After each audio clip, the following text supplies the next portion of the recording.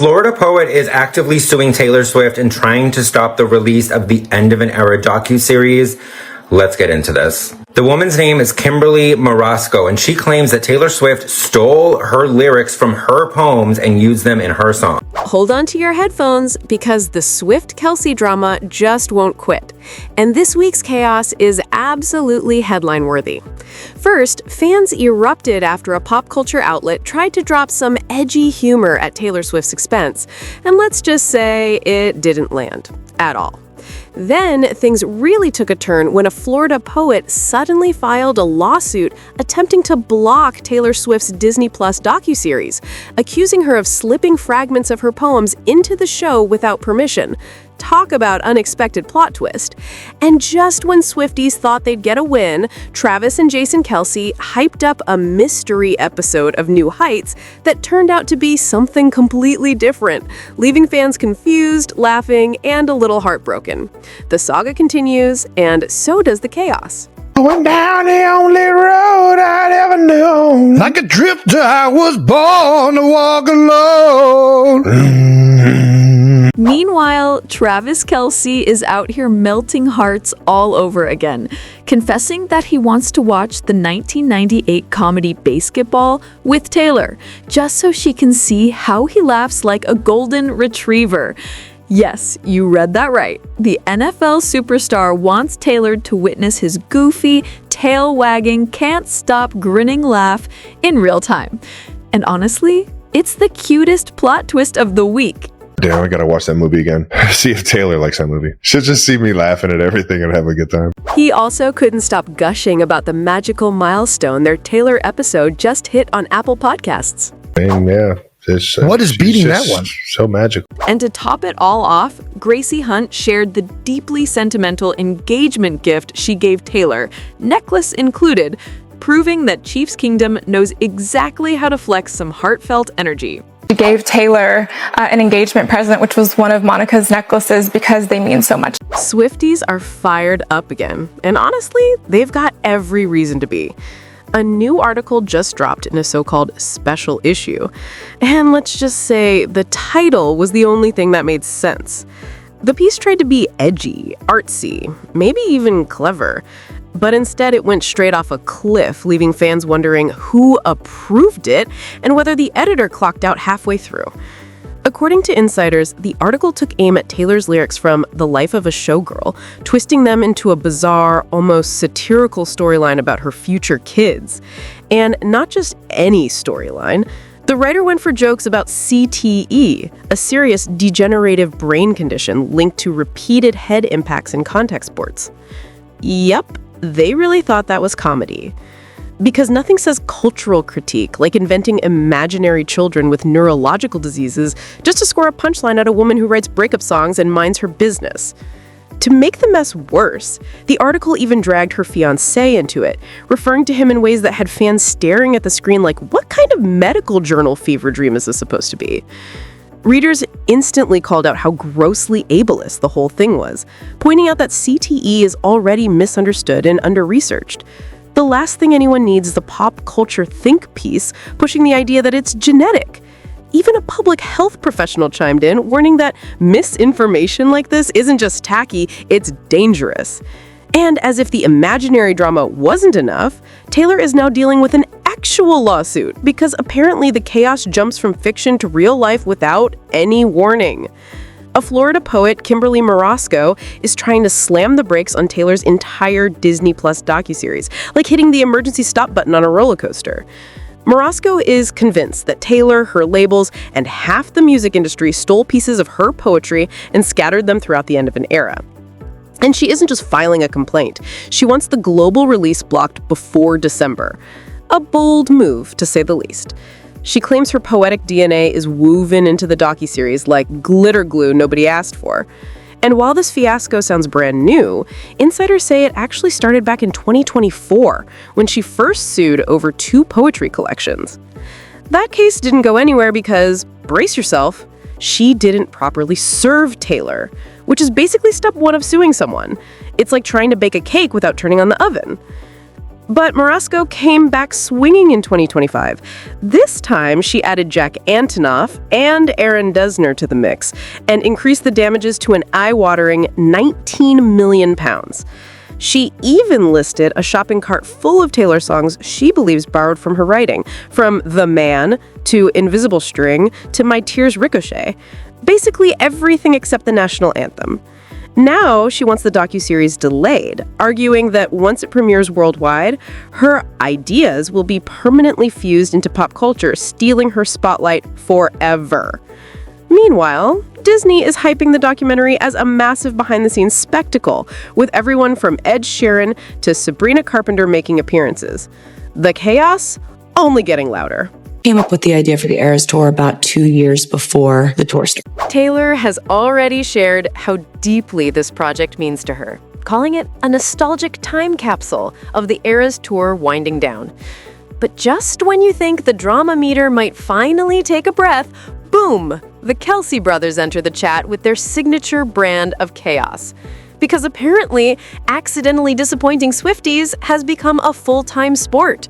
Travis and Jason dropped a teaser for a special episode of New Heights featuring 2 mystery guests, and the internet immediately went into forensic investigator mode. Fans were zooming in on silhouettes like they'd been hired by NASA to analyze UFO footage. Within minutes, Swifties were convinced the shadowy outlines were absolutely Taylor and Kylie, as if the brothers were planning a secret ladies-only takeover of the show. And of course, they were wrong. Went down the only road I'd ever known. Like a drifter, I was born to walk alone. The New Heights X account nearly broke the internet when it posted a photo of Jason and Travis standing proudly beside 2 blacked-out female silhouettes. Within seconds, fans absolutely lost their minds. The replies turned into an Olympic-level mashup of screaming, crying, manifesting, and full-blown all-caps hysteria. Swifties were spiritually, emotionally, and cosmically prepared for a surprise Taylor Part 2. Others posted reaction memes like the Wi-Fi was about to burst into flames the moment the episode premiered. But then, reality slid into the chat with the subtlety of a cold breeze. Some eagle-eyed fans noticed one small phrase in the caption, "New Heights debut," and that was the plot twist nobody wanted, because Taylor and Kylie have already appeared on the show, meaning they were automatically out of the running. It was the fandom equivalent of walking into a surprise party only to find out the surprise is a tax seminar. Then Wednesday's episode finally dropped, and the big reveal? Not Taylor, not Kylie. Nope. The mystery guests were actually Aaron Andrews and Charissa Thompson, the beloved sports broadcasting duo, who, to be fair, have massive fan bases of their own.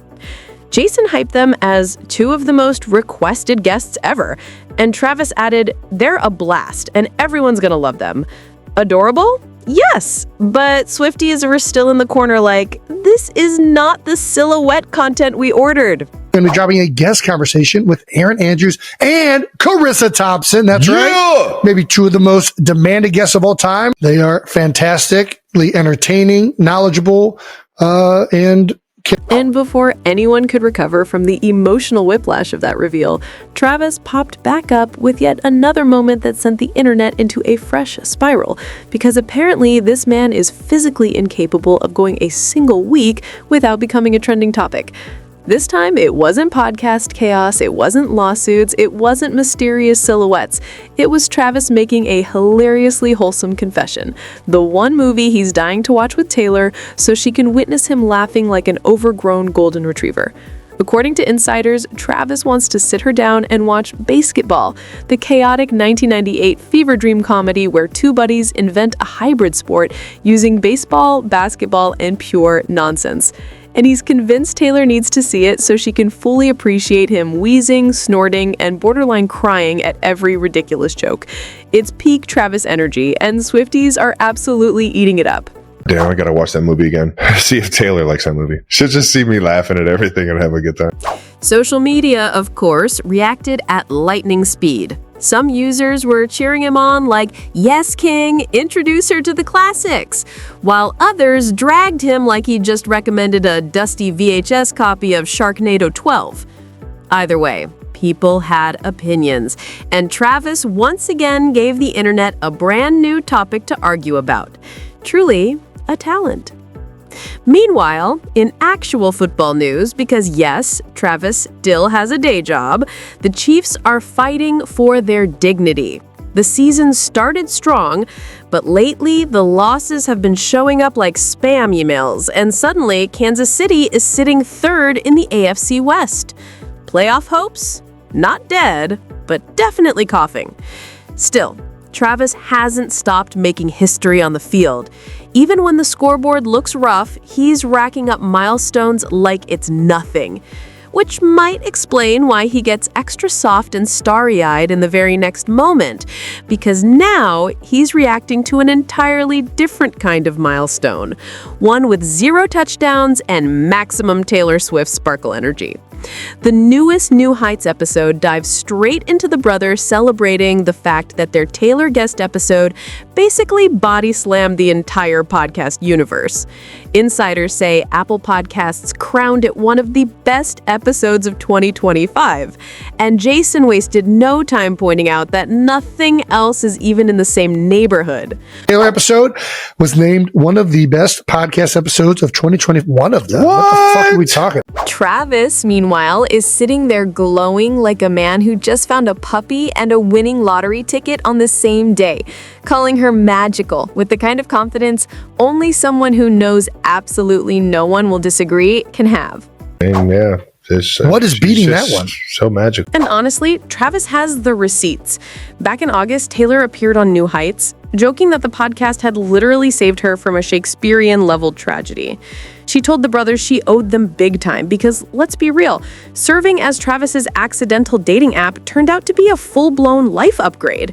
She even reminded everyone how this saga began. July 2023, Travis on the show, adorably dramatic about missing a chance to meet her on the Eras tour. He was reportedly butthurt, which, let's be honest, is peak Travis Kelce emotion. Taylor recounted how his grand romantic gesture basically involved yelling into the podcast mic, "I want to date you," like it was a high-tech carrier pigeon. No celeb-to-celeb protocol, no subtle inquiries. He just showed up and said, "I know somebody who knows somebody. Trust me." And somehow, it worked. Which makes the next part feel like a seamless slide from podcast fairy tale to real-life engagement magic. Enter Gracie Hunt, Chiefs royalty, sideline fashion icon, and now the official giver of extremely meaningful jewelry. According to insiders, Gracie has been tight with Taylor since she started appearing at Chiefs games in 2023, cheering on Travis like it was her full-time side quest. So when the engagement news dropped in August, Gracie reportedly smiled so hard her face practically filed a complaint. But she didn't just send a quick "congrats, queen" text. Nope. She went full heartfelt gifting mode. She revealed she gave Taylor a necklace by designer Monica Rick Kosan, a favorite of her own grandmother. That alone makes the gift about 12 layers more sentimental than your average engagement present. Gracie noted that Kosan's pieces are all about storytelling and symbolism, which makes total sense because Swift probably collects symbolic jewelry the way dragons collect gold. Mother wore Monica's pieces, and she's so excellent at storytelling through her artistry. And I actually gave Taylor an engagement present, which was one of Monica's necklaces, because they mean so much. To make it even sweeter, Gracie also has her own collaboration with the designer, the Aim True Arrowhead necklace. She described it as a daily reminder to be resilient, courageous, and spiritually aligned. Basically the kind of necklace that quietly whispers, "You've got this," every time you catch your reflection in the mirror. And that's a wrap for this video, folks. Stay tuned for more, because the Swift-Kelce saga is far from over.